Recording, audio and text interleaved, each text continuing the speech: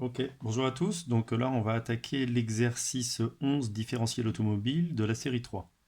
Alors, il n'est pas très simple, puisqu'effectivement, vous avez une cinématique assez compliquée avec des systèmes d'engrenage là, qui vont former le différentiel. Donc, en préambule, je vous conseille fortement d'aller regarder les vidéos que je vous ai proposées par mail, qui vous permettent de comprendre comment fonctionne un différentiel. Voilà, donc très simplement, ce que je vais retrouver ici, c'est l'arbre moteur en orange, que je retrouve ici, c'est l'arbre 1. Je vous ai refait le schéma en plus grand ici avec des couleurs. Ça va être la roue qui est ici. Ça, c'est la roue 3 ici. Normalement, si vous avez vu les vidéos, vous voyez qu'en fait, ça traverse la couronne qui est en bleu. Donc rose va venir traverser la couronne en bleu est ici. Et là, je vais avoir ma roue droite. Ma roue droite qui est ici en violet. Et qui va alimenter. Donc du coup, j'ai les roues de part et d'autre ici. Et au milieu, vous avez une forme de différentiel ici qui va être entraînée par la couronne en bleu. La couronne passe autour de la roue gauche ici. C'est ce que je retrouve ici. Voilà. Donc ça, c'est très bien expliqué sur les vidéos que je vous ai proposé d'aller regarder sur YouTube. Alors l'objectif, c'est de comprendre, d'écrire la loi d'entrée-sortie, en gros, savoir à quelle vitesse, quand je tourne à une certaine vitesse ici, comment les vitesses vont se répartir ici. Alors entre ces deux engrenages ici, entre l'arbre moteur et la couronne, c'est relativement simple, puisqu'effectivement, les deux sont reliés au bâti ici. Donc ça, c'est simplement un système d'engrenage avec un réducteur d'engrenage, enfin une réduction de vitesse. On va l'écrire dans nos équations. Et après, ici, j'ai un autre point de contact ici, qui est J, et un deuxième point de contact ici, qui est K. Et ces deux points de contact, alors en fait, je les retrouve aussi de l'autre côté, hein, parce que vert passe aussi de l'autre côté, c'est symétrique, mais on va travailler que sur cette partie-là. Donc ici, on va regarder comment traduire cette condition de roulement sans glissement en J, comment traduire cette condition de roulement sans glissement en K, pour dire effectivement qu'est-ce qui va se passer dans la combinaison des vitesses, à savoir quand j'ai une certaine vitesse en 1, qui va être transmise en 2, comment ça va sortir ici. Alors vous avez le résultat qui est là, c'est ce qu'on va essayer de démontrer. La vitesse de rotation de ma couronne, 2 fois la vitesse de rotation de la couronne, est égale à la vitesse de ma roue 3, c'est la roue gauche, plus la vitesse de rotation de la roue droite. Ce qui veut dire que dans les vidéos que vous avez vues avant, si je bloque ici la roue de droite, donc ça vaut 0, ça veut dire que ma vitesse de rotation de la couronne part uniquement sur la vitesse de la roue gauche. Voilà. Donc voilà, donc on va écrire tout ça. Alors, dans mon paramétrage ici, il est relativement simple. Je vous l'explique ici. La rotation de 1 par rapport à 0, on va l'appeler psi.1. Et donc c'est la rotation ici de l'arbre moteur par rapport au bâti. La rotation de 2 par rapport à 0, on va l'appeler psi.2. Les indices sont hyper clairs. Ça va être la rotation de 2 par rapport à 0, 2 étant la couronne par rapport au bâti. Phi 3, oméga 3 par rapport à 0, on va l'appeler donc la rotation de la, je l'ai marqué ici, de la roue gauche par rapport au bâti, on va l'appeler psi.3. Donc ça c'est directement la vitesse de sortie de ma roue, ça.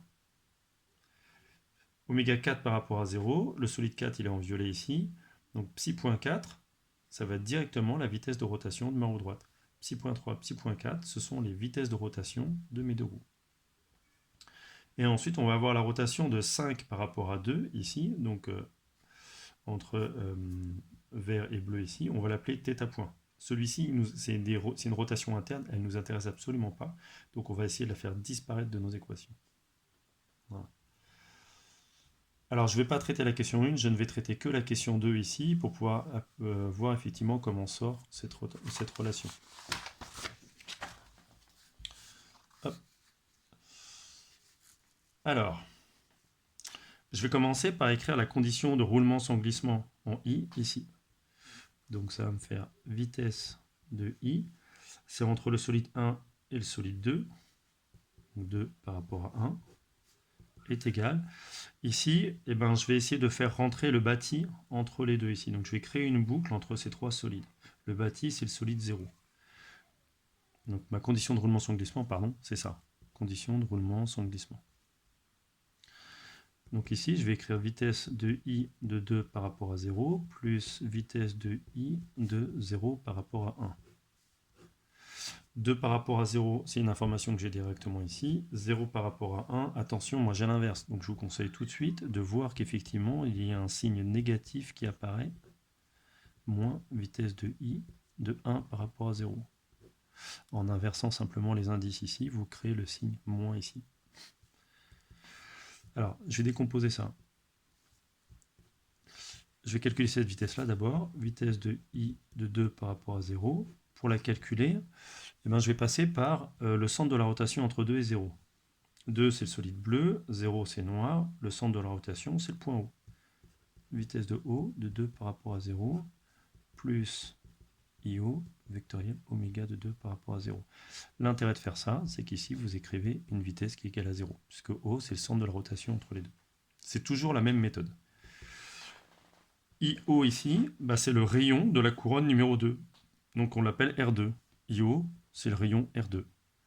Attention, je vais de I vers O, donc je pars en moins Y0.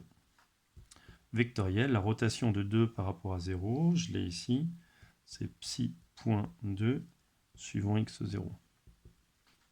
Tout le monde est dans la base 2, donc ça va être hyper simple. R2, psi.2, attention, j'oublie pas le moins qui est devant. Je fais mon produit vectoriel de y vers x, je pars dans le sens négatif, donc ça me recrée un plus ici, et ça me fait le troisième z. Voilà. Je suis toujours sur la feuille, c'est bon. Et puis je vais calculer la deuxième vitesse, donc vitesse de i appartenant à 1 et observée par rapport à 0. Quel est le centre de la rotation entre 1 et 0? Entre orange et noir, c'est O1. O1 est sur l'axe de la pivot, là ici. Hein. Donc je vais passer par le point O1. 1 par rapport à 0, plus i O1, vectoriel oméga de 1 par rapport à 0. Donc là, ça m'a permis d'écrire une vitesse nulle. IO1, c'est le rayon du pignon 1, donc on l'appelle bêtement R1, pour que ce soit très simple. De I vers O1, je pars dans ce sens-là, ça c'est l'axe X0, et de I vers O1, je vais bien dans le sens positif de X0.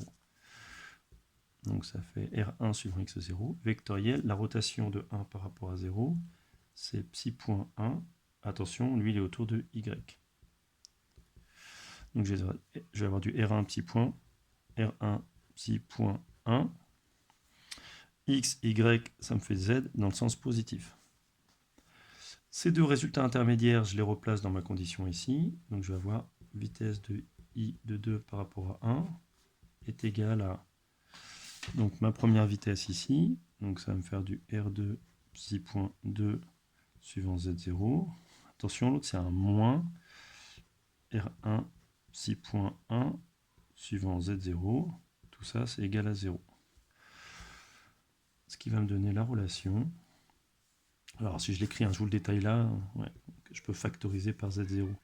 R2 psi.2 moins R1 psi.1, tout facteur de Z0. Comme Z0 est un vecteur unitaire, sa norme vaut 1. Pardon, Z0, sa norme vaut 1. Donc ça veut dire que tout ça c'est égal à 0. Ça fait R2 psi.2 moins R1 psi.1 égale 0. Ça, c'est ma première relation, celle que je vais garder. Donc, à quoi sert une condition de roulement sans glissement? À faire le lien entre deux paramètres. Donc là, j'ai fait le lien entre la vitesse de rotation psi.2 et psi.1. Je vais faire pareil en J. Vitesse de J, alors J c'est entre le solide 5 et le solide 3. Ça, pour le décomposer, je vais essayer de faire une boucle assez courte. Je vais passer par le solide 2 ici, là. En fait, je vais faire apparaître le centre de la pivot qui est ici, puis le centre de la pivot qui est ici. Je vais passer par les centres de pivot. Donc je vais déplacer vers le solide 1 qui va permettre de faire la boucle ici. Là. Enfin, c'est pas le solide 1, je vous dis des bêtises, c'est le solide 2, la couronne. Donc je vais écrire vitesse de J de 5 par rapport à 2, plus vitesse en J de 2 par rapport à 3. Je vais détailler cette première vitesse-là. Vitesse de J de 5 par rapport à 2. Le mouvement entre 5 et 2, qui est le centre de la pivot, c'est O5. O5 est sur l'axe de la pivot. Donc je vais passer par le point O5, de 5 par rapport à 2. Pourquoi? Parce que cette vitesse-là, elle est égale à 0. Je termine mon varignon, JO5, vectoriel oméga de 5 par rapport à 2. JO5, J vers O5, c'est la roue 5, donc elle a pour rayon R5. De J vers O5, je pars dans le sens plus X0. X0 ici. De J vers O5, je vais vers X0. Vectoriel, la rotation de 5 par rapport à 2, 5 par rapport à 2, je l'ai ici, c'est θ point. Ça, c'est le paramétrage du sujet. Y0. Ce qui nous fait donc du R5, θ point, X, Y, je vais bien dans le sens positif, c'est 0. Facile. Je fais le deuxième. La vitesse de J appartenant à 2 est observée par rapport à 3. Vitesse de J de 2 par rapport à 3. Quelle est la vitesse nulle entre 2 et 3? Mon solide 2 c'est bleu, mon solide 3 c'est rose. L'axe de la pivot, elle est ici, elle passe, donc l'axe de la pivot passe par le point O. Donc je vais passer par le point O de 2 par rapport à 3, plus GO vectoriel oméga de 2 par rapport à 3. Ça, c'est donc une vitesse nulle. O, c'est le centre de la pivot. Il est sur l'axe, en tout cas, de la pivot, entre le solide 2 et le solide 3. Entre le solide 2 en bleu et le solide 3 en rose, l'axe de la pivot passe par le point O. JO, donc JO, est-ce qu'on l'a comme paramètre? Oui, si vous regardez votre sujet, JO, c'est moins AX0 plus R Y2. Ici. Pourquoi ils l'ont appelé R? Ils l'ont appelé R ici. Lui, le rayon s'appelle juste petit r, juste grand R. Vectoriel, la rotation de 2 par rapport à 3, je le prends ici. Ah, je ne l'ai pas. Rotation de 2 par rapport à 3, je ne l'ai pas. J'ai 2 par rapport à 0, 3 par rapport à 0. Donc je vais combiner. La rotation de 2 par rapport à 3, c'est la rotation de 2 par rapport à 0, plus la rotation de 0 par rapport à 3. Donc 2 par rapport à 0, c'est psi point 2 x0. 3 par rapport à 0, attention, il y a un signe moins, c'est l'inverse de ça, donc c'est moins psi.3, je suis moins x0. Donc là, ma vitesse de rotation, ça va donc être psi.2 moins psi.3, suivant x0. Et ce résultat-là, ça me donne quoi? Attention, le produit vectoriel x, ça fait 0. Produit vectoriel entre x et x, ça fait 0. Donc je vais simplement avoir le produit vectoriel entre R2 et x0. Alors le R2, ici qui est donné dans le sujet, le R2 c'est suivant cette direction-là, hein, ici, là. Donc ici, dans mon sujet, le Y2 c'est aussi le Y0, Y1, ils ont tous la même direction. Donc ça va me faire du R facteur de psi.2 moins psi.3. Donc Y0, attention, il y avait un moins là qui était devant, là, que j'oublie pas. Et donc je vais de Y0 vers X0, ce qui nous fait du moins Z, donc plus Z0 ici. Là. Voilà. Ensuite, je vais regrouper mes deux vitesses qui sont ici, celle-ci et celle-ci. Donc ce qui va me donner vitesse de J de 5 par rapport à 3. La vitesse de J de 5 par rapport à 2, c'est R5 θ point Z0 plus R facteur de psi.2 moins psi.3 suivant Z0, ce qui nous fait donc du R5 θ point plus R psi.2 moins 6.3, le tout suivant z0. Et tout ça, c'est égal à 0. Pour que ce soit égal à 0, il faut que soit ça, soit tout ça, soit égal à 0. Ça, comme ça, un vecteur unitaire, ça veut dire que tout ça est égal à 0. R5 θ point plus R vecteur de psi point 2 moins psi point 3 égale à 0. Me voici avec ma deuxième équation. Et donc maintenant, je vais traiter la vitesse de roulement sans glissement en K. C'est toujours la même chose. Vitesse en K. En K, c'est entre quel solide et quel solide? C'est entre 5 et 4. Entre 5 et 4. Voilà, ça c'est ma condition de roulement sans glissement entre mes deux solides au point K. Je vais faire la décomposition de la même manière que pour E2 en passant par le solide 2. Entre 2, je vais aussi passer par le solide 2. Parce qu'en fait, ce qu'on remarque, c'est que cet axe-là, c'est un axe commun de pivot avec le solide 2, ici. Donc là, ici, je vais faire ma décomposition. Vitesse en K de 5 par rapport à 2, plus vitesse en K de 2 par rapport à 4.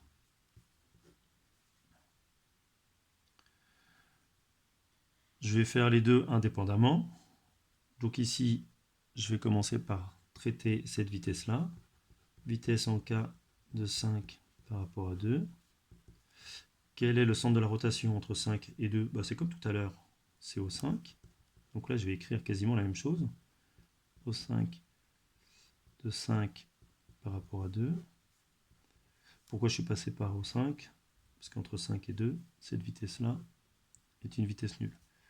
Plus K au 5, vectoriel oméga de 5 par rapport à 2, égale de K vers au 5, donc c'est le rayon R5, on l'avait appelé, je crois, tout à l'heure, c'est R5, je crois. Que je dise pas de bêtises. K au 5, on l'a pas, mais bon, je crois que je l'ai appelé, il faut que je reprenne ma feuille, je me souviens plus ce que j'ai fait, oui, je l'avais appelé R5. Il faut que je me le note ici. R5. Donc c'est le rayon R5. Attention, parce que je vais de K vers O5, je pars en moins x0. Ça, c'est important. Donc je suis en moins x0. Vectoriel, la rotation de 5 par rapport à 2, je l'ai dans mon paramétrage. C'est θ point y0. J'ai un produit vectoriel dans la base 0, c'est facile. Donc de x vers y, ça va me faire du plus z. Donc ça fait du moins R5, θ point z0. Je fais ma deuxième vitesse. Vitesse en K de 2 par rapport à 4. Ça va me faire... Alors ici, c'est ça qui est un peu particulier. Alors, est-ce que j'ai un centre de pivot entre ces deux-là? Entre le solide 2, qui est là, et le solide 4, qui est là, l'axe de pivot, c'est tout ça. En fait, O et O4 sont sur l'axe de la pivot entre 2 et 4. Et avec 3 aussi d'ailleurs. 2, 3, 4 ont le même axe de pivot. Donc là ici, je peux très bien passer par le point O4, vitesse de O4, appartenant à 2 et observé par rapport à 4, plus K O4, vectoriel oméga de 2 par rapport à 4. Vitesse de O4 appartenant au solide 2 et observé par rapport à 4. O4 étant sur l'axe de la pivot entre 2 et 4, j'ai ici une vitesse nulle. KO4, c'est ma roue qui a le même rayon ici que dans le solide 3. Voilà. Donc de K vers O4, ça va être du moins R suivant Y0, vectoriel oméga de 2 par rapport à 4. Ah, je ne l'ai pas là-dedans, je vais la construire, donc comme tout à l'heure, oméga de 2 par rapport à 4, c'est oméga de 2 par rapport à 0, plus oméga de 0 par rapport à 4, ce qui me fait donc du coup psi.2 suivant x0, moins, parce que là j'ai 4 par rapport à 0, oméga pardon, psi point de 4 autour de x0. Je remplace ici. Donc j'ai du psi point 2 moins psi point 4 autour de x0. Je fais mon produit vectoriel entre les deux. Je vais aller de y vers x. Donc ça va me faire du moins z. Avec le moins qui est là, ça me fait donc du plus r, facteur de psi point 2 moins psi point 4 suivant z0. Je reprends ces deux valeurs que j'ai trouvées et je les remets dans mon équation. Donc ça veut dire que vitesse de k de 5 par rapport à 4 est égale à le premier terme, moins R5 θ point Z0, plus mon deuxième terme, R facteur de psi point 2 moins psi point 4, suivant Z0. Si je l'aurais écrit en factorisant par Z, ça nous fait du moins R5 θ point, plus R facteur de psi point 2 moins psi point 4. Le tout facteur de Z0 est égal à 0, en vecteur nul. Pour que ce soit égal à 0, il faut que soit ce terme-là, parce que j'ai un produit entre les deux, soit ce terme-là soit nul, mais ça c'est un vecteur unitaire, donc ça vaut 1. Donc c'est tout ça qui est égal à 0. Donc ça veut dire que j'ai moins R5 θ point, plus R facteur de psi point 2 moins psi point 4 égale à 0. Voici ma troisième relation.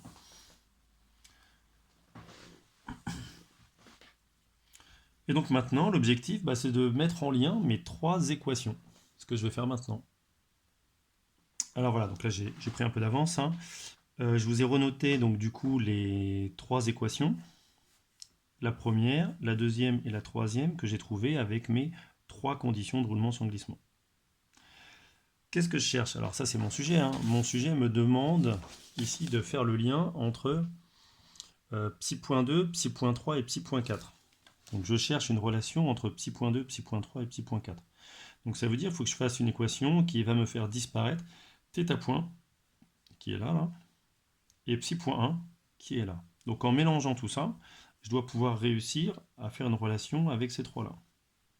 Alors en fait, je me rends compte que ici, j'ai tout ce qu'il faut là-dedans, juste entre l'équation 2 et l'équation 3. Donc à savoir, si j'écris l'équation 2 sous cette forme-là, R5 θ point est égal à quoi?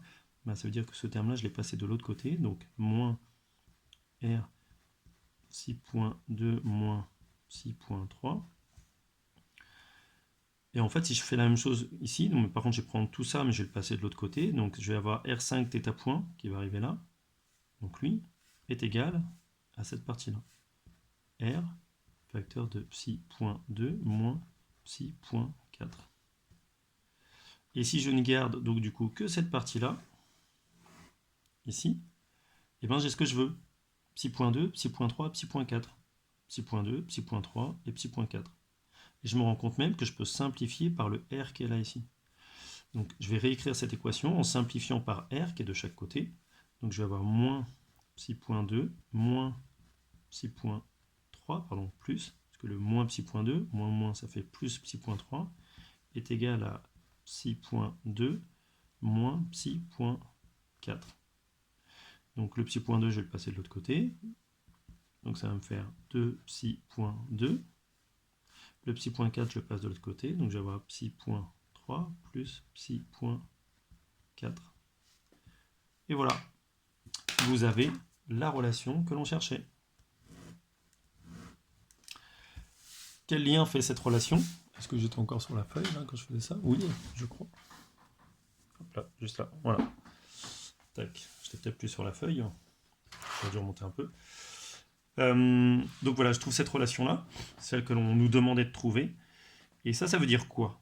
Ça veut dire tout simplement que la vitesse de rotation de ma couronne en bleu va générer les vitesses de rotation de mes arbres de sortie, de la roue gauche et de la roue droite.